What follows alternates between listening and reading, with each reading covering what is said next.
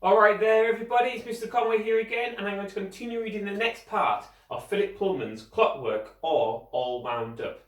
Now this next part of the story is actually all set in the past, so that's why I've got the flashback fox ready here. This part of the story is actually the true story of what happened to Prince Otto and Prince Florian. So it's the same story that Fritz told everybody in the tavern, but the true recount of the whole thing. So we'll find out in this next section how Prince Otto turned up back at his palace with his heart removed and replaced with a clockwork heart instead, and the mystery surrounding Prince Florian. So here we go. Philip Pullman's Clockwork, or All Wound Up, set in the past. When Prince Otto married his princess Mariposa, the whole city rejoiced. Fireworks were lit in the public gardens, bands played all night in the ballrooms, and flags and banners waved from every rooftop. "At last we have an heir," the people said, for they had been afraid that the dynasty would come to an end. But time went by, and more time, and no child came to Prince Otto and Princess Mariposa. They sought the opinions of the finest doctors, but still no child came. They made a pilgrimage to Rome to seek the blessing of the Holy Father, but still no child came. Finally, as Princess Mariposa stood at the palace window, she heard the chiming of the cathedral clock and said, "Oh, I wish I had a child, as sound as a bell and as true as a clock." And when she had said those words, she felt her heart lift. And before the year was out, she did have a child. But alas for her and for everyone. Her labour was hard and painful, and when the baby had taken one breath in this world, he could take no more, and he died in the arms of the nurse. Princess Mariposa knew nothing of that, but she was in a dreadful swoon, and no one could say whether she would live or die. As for Prince Otto, he was nearly out of his mind with fury. He snatched the dead child from the nurse's arms and said, "I will have an heir, come what may." He ran down to the stables and ordered the grooms to saddle his fastest horse, and with the dead child clasped to his breast, he galloped away. Where was he going? North and further north, until he came to the workshop of our friend, Dr. Kalmanus, near the silver mines of Schatzberg. There it was that the great clockwork maker created his wonders, from the celestial clocks that told the position of every planet for the next 25,000 years, to the little figures that danced and rode miniature ponies and shot tiny arrows and played the harpsichord. "Well?" said Dr. Kalmanus. Prince Otto stood in his riding cloak, with the snow still white on his shoulders, and held out the body of his child. "Make me another child," he said. "My son is dead, and his mother lies between life and death. Dr. Kalmanus, I command you to make me a child of clockwork, who will not die." Even Prince Otto, in his madness, didn't believe that a clockwork toy could resemble a living child. But the silver they mined in Schatzberg was not the same as other metals. It was malleable and soft and lustrous, with a bloom on it like that of a butterfly's wing. And as for the great clockwork maker, the task was a challenge to his artistry, and he couldn't resist. And so Prince Otto buried the dead child. Dr. Kalmanus set to work to make a new one. He smelted the ore and refined the silver and beat it into subtle thinness. He spun gold into filaments, finer than spider silk, and attached each one separately to the little head. He cast and filled and tempered, he soldered and riveted and bolted. He timed and adjusted and regulated until the little mainspring was tight, and the little escapement on its jeweled bearings was ticking back and forth with perfect accuracy.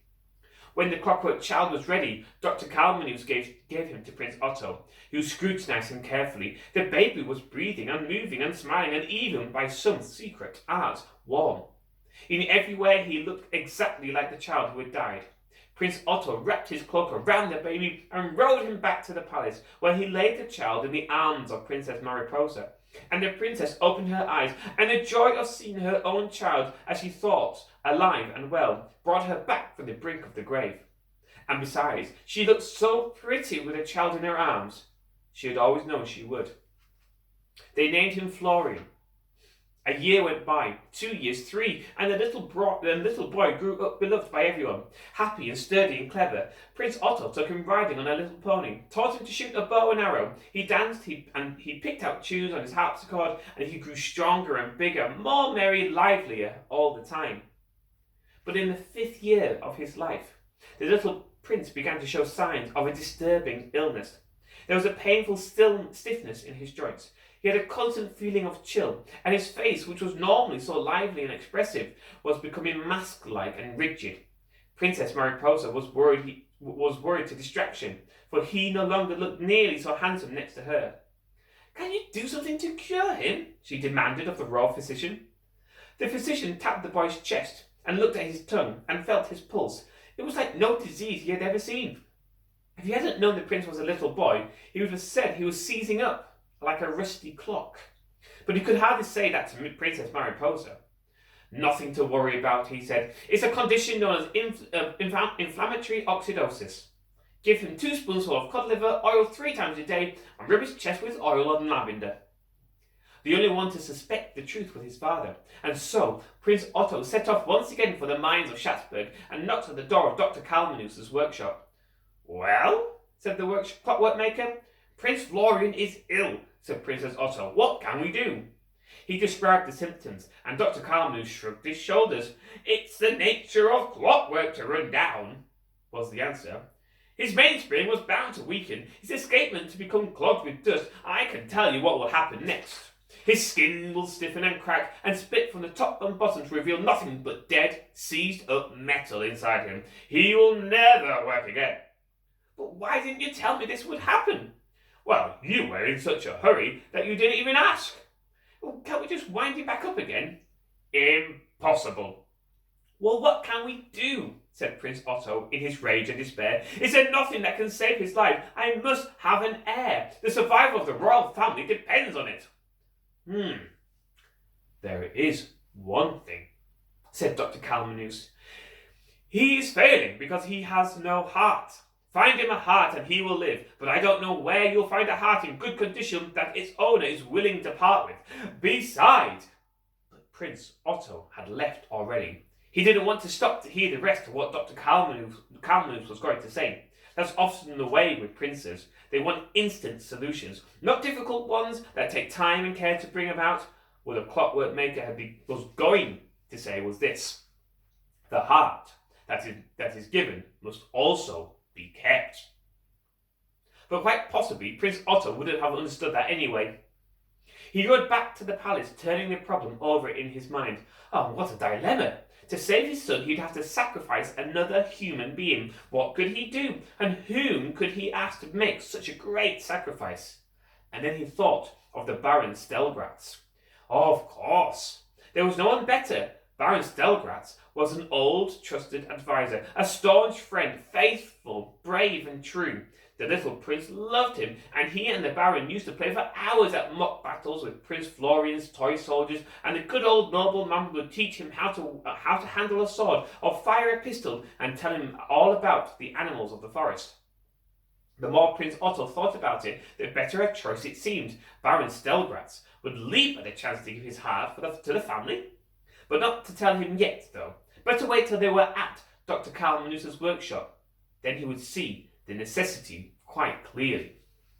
When Prince Otto arrived back at the palace, he found that the little prince had got worse. He could hardly walk without falling over stiffly, and his voice, which had been so full of life and laughter, was becoming more and more like a musical box. He said very little, but he sang the same few songs over and over. It was clear that he wouldn't last very long. So Prince Otto went straight to the princess and persuaded her that a few days hunting, some brisk exercise in the forest, would do the child a power of good. And furthermore, he said, Baron Stelgratz could come too. No harm would come to Florian in the Baron's company. So Prince Otto wrapped the little boy up well and set him in his sledge with Baron Stelgratz beside him, and off they set. But on the way through the forest, a darkness was falling. The sledge was attacked by wolves. Maddened by hunger, the great grey beast poured out of the trees and sprang up at the horses. Prince Otto lashed his whip furiously, and the sledge leaped forwards with the wolves tearing after.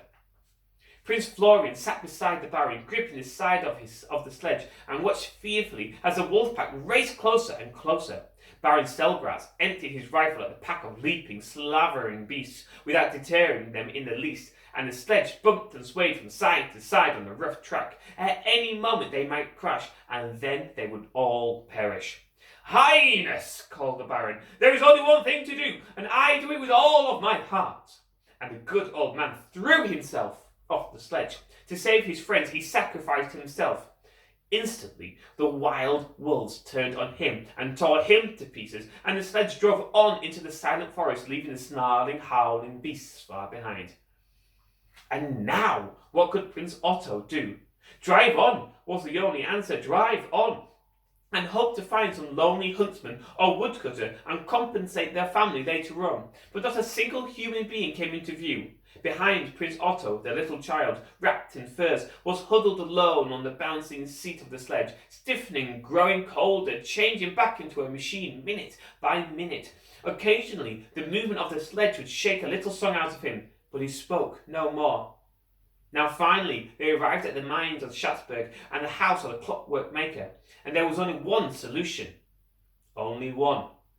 Prince Otto realized that he had to sacrifice himself, and he was ready. The dynasty was more important than anything else, more important than happiness, than love, than truth, than peace, than honor, far more important than his own life. Prince Otto would give up his heart, cold, fanatical, and proud as it was, for the sake of the future and glory of the royal house. "Are you quite sure about what you want to do?" said Dr. Conway. "Don't argue with me. Take out my heart and put it in my child's breast. It doesn't matter if I die as long as the dynasty lives." Now the problem was not the heart, it was the return. How could the child drive back on his own? So for an extra payment, Dr. Kalmanus agreed to animate the dead body of Prince Otto with a small degree of purpose, just enough to drive the sledge back to the palace. The operation was performed. Prince Otto's heart was detached from his breast with subtle instruments and transferred into the weak and failing body of the silver boy. Instantly, a bright flush of health took the place of Prince Florin's metallic pallor. His eyes opened and a lively vigour spread through all of his limbs. He was alive finally. Meanwhile, Dr. Kalmus prepared a simple piece of clockwork apparatus to put in the breast of Prince Otto. It was very crude when it was wound up. It would make his body drive to the palace. That was all it would do. But it would do it for a long, long time. If Prince Otto's body had been taken to the other side of the world, he would have set off at once for his home, though the flesh rotted and fell off his bones, and would never stop until many years later, when his skeleton drove the sledge into the courtyard with the clockwork ticking in his ribs. So, Dr. Kalmanus placed the sleeping body of the Prince Florin on the sledge, well wrapped against the cold, and put the whip into the hand of his dead father, who began at once to lash and lash and lash, and the horses, foaming with terror, began their mad gallop homewards. And a strange homecoming they had of it. You might have heard the tale of how the sledge drove in at the palace gate, and how the royal physician found the clockwork heart. This is exactly the story of Fritz that he was telling in the tavern. The servants whispered about the dead man, whose arm wouldn't keep still, and rumours and guesses flew through the palace and the city like shuttles in a loom, weaving a story of corpses and ghosts, of curses and devils, of death and life and clockwork. But no one knew the truth. So time passed. They searched for the Baron. They mourned for Prince Otto. Princess Mariposa wept fetchingly in her widow's black, and Prince Florin grew. 5 more years went by, and everyone said how handsome the little prince was, how merry and good, and how lucky they were to have such a child as the heir of the family. But as the winter of the prince's 10th year set in, the dreaded symptoms returned.